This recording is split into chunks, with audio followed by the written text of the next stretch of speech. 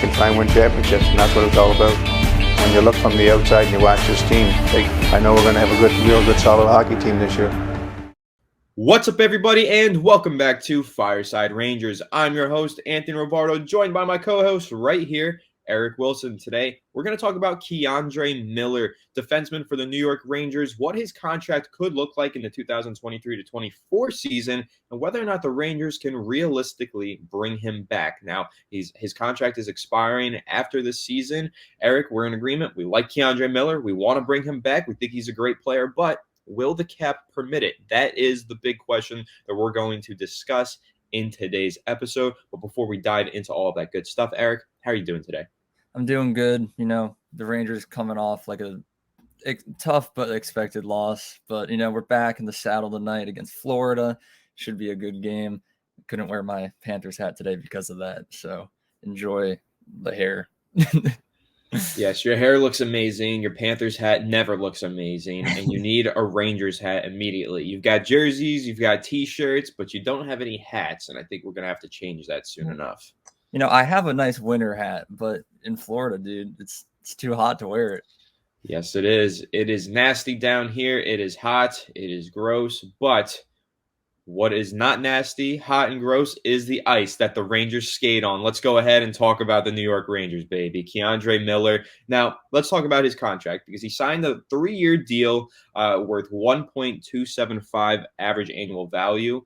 And so it expires after this season. He's only 23 years old. This season, he's played in 46 games so far, 5 goals, 20 assists, 25 total points, plus 1 goal differential. Throughout his career, 181 total games, played 17 goals, 40 assists, 57 total points, and a plus 33 differential. So, of course, very talented player. Somebody who, when he's on the ice, the Rangers are very productive, as you see from the goal differential. And again, 23 years old, very young, but contract is expiring this offseason. Eric, before we discuss the contract, what it could look like exactly, give me your take on KAndre Miller, how good he is for this Rangers team, and how important he is to the success of the defense. I think he's extremely important. You know, if we didn't have a superstar on the defense like Adam Fox, then he would easily be our number one defenseman. Not even to mention that his defensive partner is Jacob Trouba, who, as we know, this season has not been looking too good. So the fact that KAndre Miller is still like producing these points and playing as well defensively as he has been, it's extremely impressive. And, you know, like you mentioned, he's coming off this 3-year contract that'll expire at the end of this season, and he's exceeded those expectations of like what we wanted from him during those 3 years. And, you know, at 23 years old, he's doing incredible things on the defense. You know, throughout his career, he has 17 goals, as you mentioned, which is, it's not a crazy number, but when you look at these goals, I'm pretty sure like 15 of them have been like game-winning goals. So he's one of those players that can really step up when needed, when like the offense isn't contributing enough for the team. And even when he's putting up points, he's always back making incredible defensive plays, probably the best like defensive aspect defenseman on the team, because, you know, Fox really accelerates in the offensive aspect of it too. But yeah, no, KAndre Miller, he's definitely due for a nice hefty pay raise. So yeah.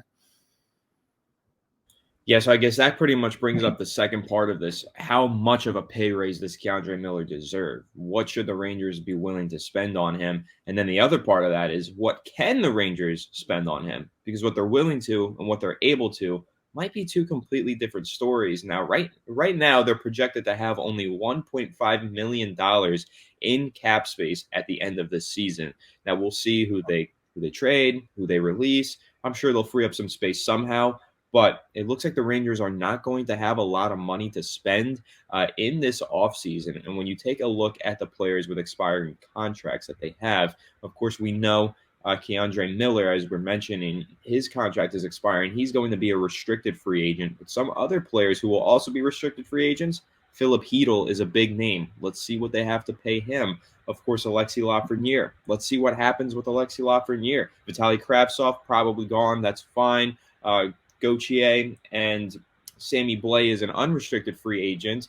And then you have Libor Hayek. But there are some big names out there, and the Rangers are going to have to pretty much prioritize who is more important than the other, how much. I don't know how much they pay for the restricted free agent contracts. I'm going to check on that in just a second. But if we're talking about negotiating some long-term deals with these guys, KAndre Miller might get a big pay bump, and so might Philip Hedl.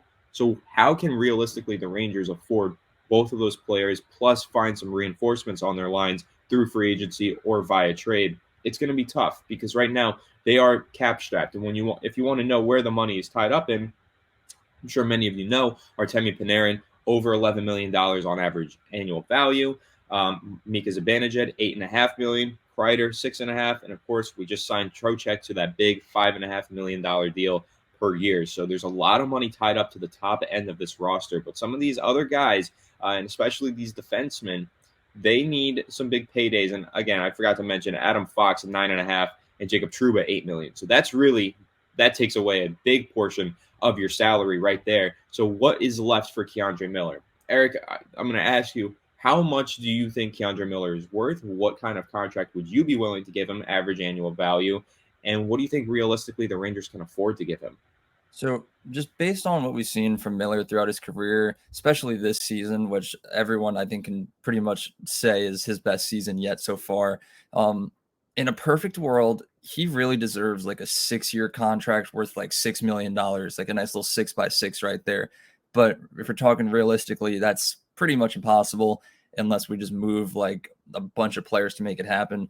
So when you look at the current situation, like us, like on the brink of salary cap hell, all these upcoming free agents that we have this season, and then like next season, we're going to have like Kakko as a free agent too. The only way we really get out of this, and while maintaining the same core that we have, is to just have Chris Drury sign as many bridge deals as possible. So like rather than signing Miller to a 6-year long contract and just locking him up for the foreseeable future, you might have to just give him like a 3-year, like $4 million contract or something like that, 2 to 3 years, just short term, still give him a little bit of a pay raise just to ensure that we can have him on the team for a little bit more, a couple more seasons. And you're going to have to do the same thing with like Hedl as well. If you want to keep Kravtsov, that's going to happen too. So Lafreniere, we'll see what happens. We're speculating a potential trade maybe, or maybe even just letting him go. But I like Lafreniere still, maintaining onto that little bit of hope I have for him. But I really think that's the only way that I see this happening. Hedl, you need to keep Hedl. He's in the middle of a breakout season as a 3C, and he's still impressing us day in and day out. So you really got to give Hedl his money first. And then when it comes down to KAndre Miller, it's like you got to give him that pay raise. But it really just comes down to not locking him up for as many seasons as we potentially would have liked to. So you're more concerned about the duration of the contract rather than the average annual value? Pretty much, because, the way that the NHL has been working the last couple of seasons, just the longer you're tenured, the more money you're getting paid. So, like, if rather than just like a 6x6, you would just pretty much cut that in half to a 3x3 or something like that. We're still not going to sign them to a 3-year, $6 million contract as well.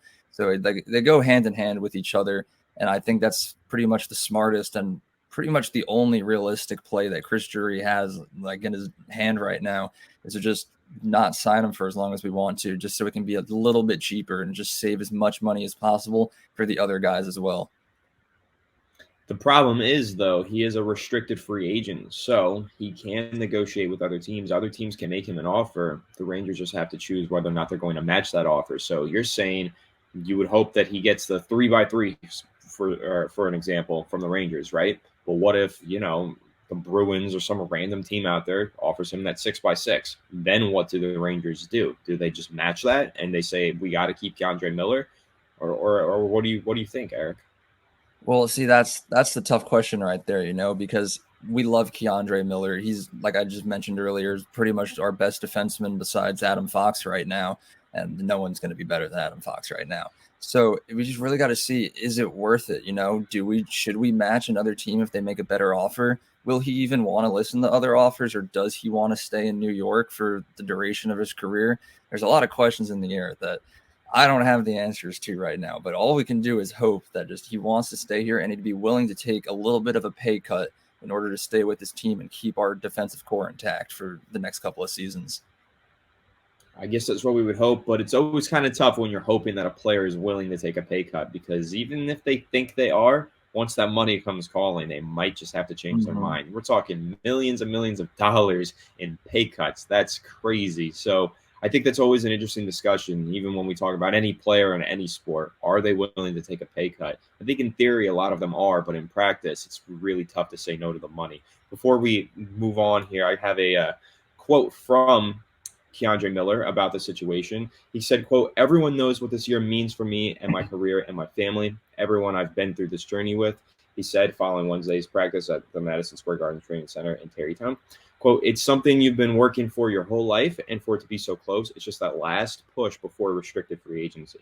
That's been in the back of my mind, way back in my mind, but I don't think it's been anything that I've been caught up on or hung up on," end quote. So clearly, KAndre Miller is aware of how important his performance is from the rest of the season out and what it means for his future, and he is playing to chase that bag, low key.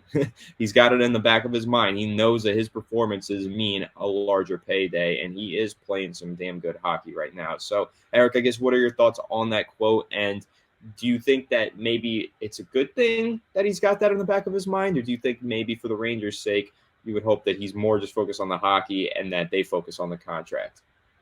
I'm not sure. It's a little frightening to hear him say that, that he is aware of the potential situation that's coming up. Because when you look at our defensive core that has as many problems as it does, you take Miller out of that equation, and I don't see the Rangers having the chance to win a Stanley Cup anymore until we get another replacement for him.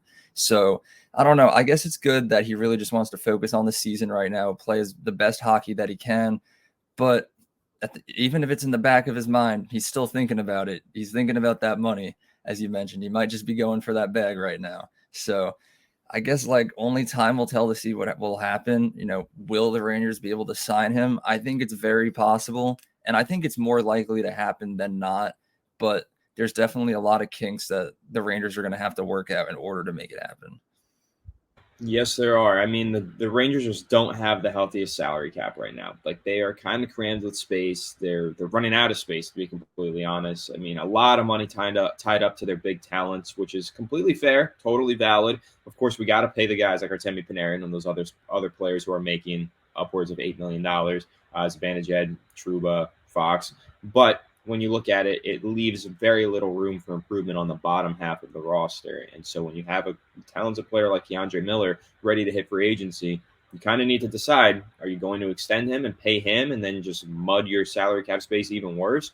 Or are you going to try and find another young player to develop into the next KAndre Miller? And so I guess before we wrap, Eric, do you think that there's anyone, Rangers prospects, who could be the next KAndre Miller? Any young defenseman that you like who could maybe step into that position next season?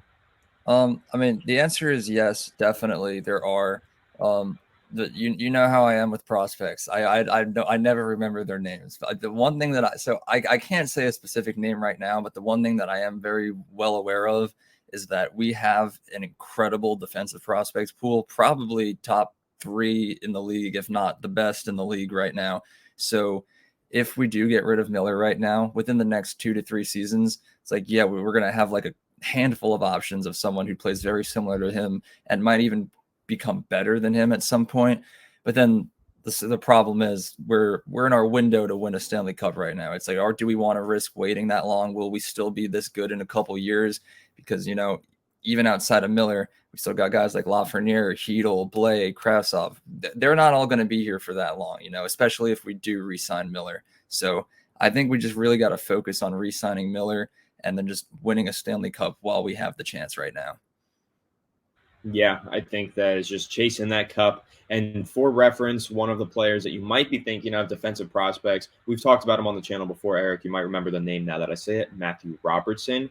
We've had discussions about him. He is a very good young defenseman who is coming up in the ranks of the Rangers, so maybe he can step in and be the next KAndre Miller. But I just want to see KAndre Miller back, man. I'm not looking for the next KAndre Miller. I'd like to see them extend KAndre Miller this offseason and bring him back. Very solid player who, as you mentioned, our best defenseman minus Adam Fox. So, everybody, thank you for tuning in to Fireside Rangers. Make sure to leave a like if you enjoyed this episode and comment down below your thoughts on the topic at hand. Make sure to subscribe if you are new to the channel and ring the bell so you don't miss an episode of Fireside Rangers. We got you all covered with everything New York Rangers right here on this channel. So we'll catch you on the next one. Have a good one, and let's go Rangers. Let's go Rangers. I'm too tired to do anything funny. He shoots. He's We choose